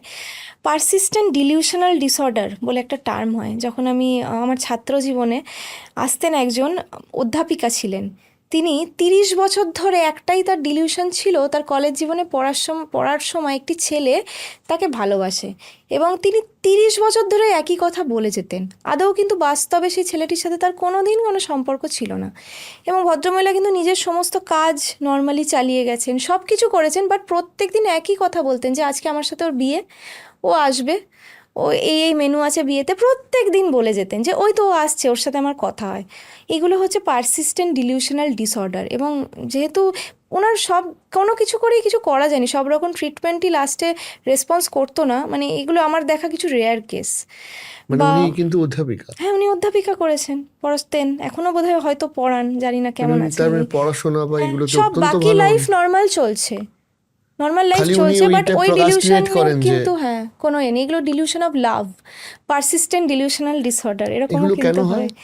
না এগুলো পাওয়া? ব্রেনের মধ্যে না, ঠিক না পাওয়া নয়, অনেকটা জেনেটিক হয়, কিছু কিছু ক্ষেত্রে এই ব্রেনের মধ্যে কিছু হরমোনস থাকে, ডোপামিন, সেরোটোনিন, যেগুলো আমরা জানি, সেগুলোর ইমব্যালেন্সের জন্য হয়ে থাকে। পিন পয়েন্ট করে বলা খুব মুশকিল তার ক্ষেত্রে কী ছিল। এরকম আরও অনেক হুম। ওসিডির যে কেসগুলো দেখি, খুব ইন্টারেস্টিং, মানে লোকে কিন্তু জানে না এগুলো আমি ওসিডি। আমি আমি আসতাম, হ্যাঁ, হ্যাঁ, মানে এখন রিলসে খুব ভাইরাল এই হ্যাঁ, যে ওসিডি। ওসিডি, মানে এই একটুখানি ব্যাগটা অন্য হুম, জায়গায় হুম, রয়েছে, সে সঙ্গে সঙ্গে সরাতে যাচ্ছে। হুম, হুম। সো এই ওসিডির প্রবলেমটা ঠিক কীরকম, মানে আমার যেহেতু নেই, একদমই নেই, ঠিক আছে, আমি জিজ্ঞাসা করছি প্রবলেমটা কীরকম আর এদের কি কি সমস্যা হয়। ওসিডি কিন্তু যে কোনো খুঁতখুঁতে ভাব বা একটু হাত পা ধোয়াই কিন্তু ওসিডি নয়। এটা কিন্তু অনেকে ওভার ডায়াগনোজও করে যে ও একটু পিটপিটে বা একটু পারফেকশনিস্ট বলেই ওর ওসিডি আছে। না, OCD is a full term blown out, মানে একদম ব্লোন আউট ডিসঅর্ডার। মানে ওসিডি যার হবে একদম সে নিজে সবসময় বিরক্তিতে থাকবে যে আমি কেন এত হাত ধুই, কারণ তার ওটাতে অস্বস্তি হবে, ইগো ডিস্টনিক বলি আমরা, মানে নিজের অস্বস্তি হবে যে বারবার মনে হচ্ছে সব কিছু নোংরা, হাত ধুতে হবে। এটা ওসিডির একটা থিম, এই ক্লিনিং অ্যান্ড কন্টামিনেশন। এটা ছাড়া যে কত রেয়ার রকমের ওসিডি হয় আমি বললে বুঝতে পারবেন। কাউন্টিং, কিছু মানুষ থাকে যে প্রত্যেকটা জিনিস গুনে করে, মানে পাটাও গুনে গুনে ফেলবে, কাউন্ট করে করে। ইভেন টাইলসের হয়তো সব টাইলসে পাও ফেলবেন না, এগুলো অ্যাকচুয়ালি হয় অ্যাকচুয়ালি, এবং যার জন্য হচ্ছে বাইরে থেকে দেখে হয়তো বাকিরা বলে যে এ কী করছে বা মজা। সে প্রচণ্ড ডিস্ট্রেসড এটা নিয়ে, কিন্তু কন্ট্রোল করতে পারে না, মানে এই টাইলে পা ফেলবে, তারপর ওই টাইলে এভাবে যাবে। তারপর আমার একটি বাচ্চা মেয়ে ছিল আমার পেশেন্ট, সে গুনে গুনে টয়লেট যেত, মানে সব কাজই গুনে গুনে করতো। এবার হয়তো বিজোড় সংখ্যা যেগুলো 7, 9, 13 এগুলোতেও কিছু করবে না, তো হয়তো ও সারাদিনে 12 বার টয়লেট গেছে, ও আর টয়লেট যাবে না, ও চেপে রাখবে, ও রাত 12টার পরে যাবে যাতে ওটা পরের দিনের 1 হিসেবে কাউন্ট হয়, 13 না হয়ে যায়। আচ্ছা, মানে এত রেয়ার এবং সিভিয়ার হয় এই ওসিডিগুলো, এবং ওকে। বাচ্চাদের মধ্যেও ওসিডি অনেক সময় ধরা পড়ে এরকম কাউন্টিং কম্পালশন। বা ওসিডির আর একটা অদ্ভুত থিম হয়, আমরা ম্যাজিক্যাল থিঙ্কিং বলি, বাচ্চাদের মধ্যে হয় যে এটা না করলে হয়তো, মানে আমি যদি এই ঠাকুরটাকে 2বার প্রণাম না করি আমার হয়তো মা মারা যাবে, এটা এরকম নিজের একটা মধ্যে মাইন্ডে এরকম একটা জেনারেট থট হয়। চলে এলো মাথায়। হ্যাঁ, হ্যাঁ, এবার একবার এলো, 2বার এলো, বারবার আসছে, তখন তার প্রচণ্ড ডিস্ট্রেস হচ্ছে, তখন সে গিয়ে বাধ্য হয়ে 2বার প্রণাম করে এলো যে ঠিক আছে একটু অ্যাংজাইটিটা কমলো। বারবার বারবার এরকম থট আসবে, এইগুলো বলে ম্যাজিক্যাল থিঙ্কিং, এবং এগুলো বাচ্চাদের মধ্যে খুব কমন, ওরা বোঝাতে পারে না। মানে বড়দের মধ্যে এই 25, 30, 35 হ্যাঁ এই হ্যাঁ, এজ আসে গ্রুপের আসে, মধ্যে এগুলো ওসিডি হয়। আসে, হ্যাঁ প্রচণ্ড। এখানে কি রকম সিমটম দেখা বড়দের যায়? ক্লিনিং কন্টামিনেশনটা একটু বেশি আসে, কাউন্টিং এগুলো থাকে, ডাউট মানে চেকিং, সব কিছুতে চেক করা, নিয়েছি তো, আমি জানি আমি পার্সটা নিয়ে বেরিয়েছি আবার টাকা দেখবে নিয়ে, খুলে। বাইরে গিয়ে আবার 4বার করে ব্যাগ আচ্ছা, খুলে এরকমও দেখবে। তো আমি দেখেছি যে অনেকে বারবার এসে বাড়ির দরজার তালাটা দিয়েছি কিনা চেক করে। আমার পেশেন্টরা এসে বলে যে আমি মানে 2 কিলোমিটার দূর থেকে আবার ফেরত গেছে তালা চেক করতে, যে ও জানে, উনি কিন্তু জানেন আমি তালা দিয়েছি, তাও মনে হচ্ছে একবার দেখি, না দেখলে শান্তি হবে না, এই ধরনের। এইগুলো মানে সিভিয়ার ফর্ম অফ ওসিডি। এবার ধরুন আগেকার দিনে এরা জানতোই না যে এটা একটা রোগ, এবং সাফার করে গেছে। এবং শুধু এরা না, ওসিডির জন্য এদের বাড়ির লোক প্রচণ্ডভাবে সাফারড হন, যে বাড়ির লোক যেখানেই বসছে ওই চাদরটাকে কেচে দিচ্ছে, যে মানে দিনে 3বার করে চাদর কাচ্ছে, যেখানেই বাইরে থেকে এলেই কেউ বসছে চাদর কাচ্ছে, বাইরে থেকে কেউ এলে চান করে ঘরে ঢুকতে হবে। এগুলো এগুলো মানে বলতে ইজি লাগে, বাট যার ফ্যামিলিতে হয় সে জানে মানে কি কতটা ভয়ঙ্কর জ্বালা। একটা অবস্থা এবার হয়। এবার এবার আপনি একটা কথা বলেন, এই ওসিডির যারা পেশেন্ট রয়েছেন, হুম হুম। এই ওসিডিটা কাটানোর উপায় কি, মানে অ্যাভয়েড ওসিডি, করবে কি করে? এগুলোতে বিভিন্ন রকম থেরাপি করা হয়, নিজে নিজে ওইভাবে কাটানো যায় না।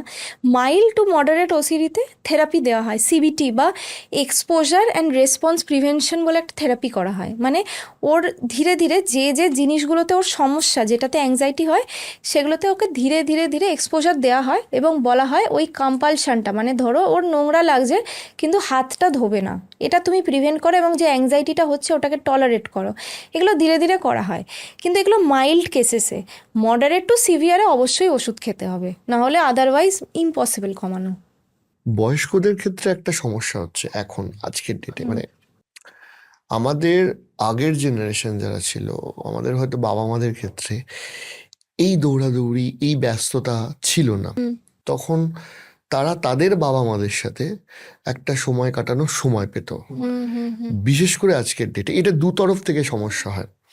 আমি একটা জেনারেশন, যারা আমাদের জেনারেশন, যারা ওই 90s কিড বলা হয়, এই 90s কিডদের একটা সমস্যা হচ্ছে বাবা মায়ের বয়স হচ্ছে, এই নিয়ে 90s কিডরা কিছু ছেলে মেয়ে অত্যাধিক চিন্তা করে আমি দেখেছি। আর দ্বিতীয় সমস্যায় তারা ভুগছে যে বাবা মা ঠিক আমার কথাটা শোনে না, যেটা একদম বলি। একদম এই জেনারেশন গ্যাপের জন্য কতটা সমস্যা হয়? প্রচণ্ড, মানে এটা তো ঘরে ঘরের সমস্যা। মানে একটা টাইমের পরে বাবা মাদের সাথে খুব স্বাভাবিক সেটা, ওদের সাথে আমাদের মতের অমিল হওয়া, কারণ কিছু কোর বিলিফ ওদের টাইমে এমন ছিল যেগুলো এখন চেঞ্জ হয়ে গেছে। এবার এখন আমাকে যুগের সাথে তাল মিলিয়ে চলতে হবে, কিন্তু মুশকিল হচ্ছে ওই জেনারেশনকে চেঞ্জ করা খুব মুশকিল। তাই যারা এই দ্বন্দ্বটায় ভোগেন তাদেরকে আমার সাজেশন হবে যে প্লিজ নিজের বাবা মার সাথে কোনো ঝামেলা হলে ওদেরকে চেঞ্জ করার চেষ্টা করবেন না, চেঞ্জ করা পসিবল নয়। যতটুকু মানিয়ে নিয়ে থাকা যায় ততটুকু, এবং প্লিজ আপনার পেরেন্টসদের টাইম দিন, কারণ একটা টাইমের পরে রিয়েলাইজেশন যখন হয় তখন অনেক দেরি হয়ে যায় যে ওদের কিন্তু ওই সঙ্গটার দরকার নিজের ছেলে মেয়ের। এবং নিজের সত্যি বলতে কি বাবা মার থেকে বেশি বোধহয় কেউ ভালোবাসে না কোনো সন্তানকে বা কোনো ইন্ডিভিজুয়ালকে, কেউ বাঁচতে পারে না, নিঃস্বার্থ যে ভালোবাসা। তাই যখন ওরা থাকবে না, অনেকেই আসেন এরকম রিপেন্ট করেন যে যখন বাবা ছিল সময় দিতে পারিনি, এখন খুব মনে হয়। কিন্তু যখন রয়েছে তাদের সাথে সময় যেভাবে পারবেন, নট কোয়ান্টিটি না হলেও কোয়ালিটি টাইমে ফোকাস করুন। আমি হয়তো সপ্তাহে একদিনই দেখা করতে পারি, সেইটুকু টাইম আমি ভালোভাবে কাটালাম, কথা বললাম। তাই ফোকাস করুন কোয়ালিটি টাইম দিতে, কারণ নিজের পরিবার আপনার একমাত্র অ্যাসেট। যখন কেউ থাকে না তখন পরিবারই থাকে। বয়স্ক বহু মানুষ আমাদের শো দেখেন, তারাও এখন লোনলি। তারা বোঝেন যে ছেলে মেয়েদের কাজ রয়েছে, তারা ব্যস্ত, স্টিল কোথাও গিয়ে একটা একাকিত্বে ভুগছেন, কাজ করছেন। অনেকের ক্ষেত্রে একটা বড় সমস্যা, ছেলে মেয়ে প্রচুর সাকসেসফুল কিন্তু বিদেশে বা ভিন রাজ্যে থাকেন। তাদের এটা অ্যাকচুয়ালি একটা ইভেন একটা নাম আছে সাইকিয়াট্রিতে, এটাকে বলা হয় এমটি নেস্ট সিনড্রোম, অর্থাৎ বাসা খালি হয়ে গেছে। মানে একটা পাখিকে যেরকম বড় করা হয়, বড় করেছে মা বাবা, সব কিছু ওদের ওপর ফোকাস করেছে, আলটিমেটলি যখন বড় হয় তারা পড়তে বা কাজে তারা তো যাবেই বাইরে, তাদেরকে তো আটকে রাখা যায় না ওইভাবে। তখন যখন বাড়ি ফেরে, বাড়ি খালি, বাবা মা পড়ে রয়েছেন, এমটি নেস্ট সিনড্রোম। এবং জেরিয়াট্রিক ডিপ্রেশন ভীষণ কমন এটা থেকে। তো এটাকে তো দেখুন, এটা লাইফের একটা স্টেজ, এই বলে তো কারো সাকসেসকেও কোনো দিন আটকে রাখা যাবে না। কিন্তু এটার জন্য না আমাদের জেনারেশনের যে একটা জিনিস আছে যে আমরা কিন্তু আমাদের সোশ্যাল লাইফটা খুব মেনটেন করি, বন্ধু বান্ধব, আমাদের নিজের কাজ, অ্যাটাচমেন্ট। মানে আমার লাইফে যদি কেউ ঘরে ফাঁকাও থাকি তাও আমার একটা যেন কাজ থাকে। আমাদের বাবা মারা না এতটা নিজেদেরকে আমাদের বড় করাতে ইনভেস্ট করে দেন, নিজের সমস্ত শখ এগুলো ছেড়ে, এগুলোর এফেক্টটাই কিন্তু পরে এসে পড়ে, যে আলটিমেটলি ছেলে মেয়ে চলে গেলে দেখা যাচ্ছে জীবনে হয়তো কিছুই নেই। এটা হওয়া উচিত না। প্রত্যেকেরই না নিজের একটা ভালোবাসার জায়গা, ভালোবাসার কাজ, কিছু সোশ্যাল কম্প্যানিয়ন, এটা থাকা খুব দরকার 8 থেকে 80। তাই এটার ওপরে ফোকাস করতে হবে যে আমার যেন একটা কাজ থাকে, আমি নিজের মতো করে বাঁচবো। Right right right. তা যাই হোক, অনেক অনেক কিছু জানতে পারলাম। আমি আরও একবার আপনাকে ধন্যবাদ জানাই যে সেই বহরমপুর থেকে এসে আমাদেরকে সময় দেওয়ার জন্য। আপনার পেজ আমি ব্যক্তিগতভাবে রেগুলার ফলোয়ার। আমি আশা করব যে সোশ্যাল মিডিয়া হোক বা আপনার চিকিৎসা জীবন হোক, সেগুলোর মাধ্যমে আপনি মানুষের ভালোটা করে যান। আর মাঝে মাঝে আমাদেরকে সময় দিন আমাদের পডকাস্টে। আজকের জন্য অনেক অনেক ধন্যবাদ আমাদের এখানে আসার জন্য। Thank you.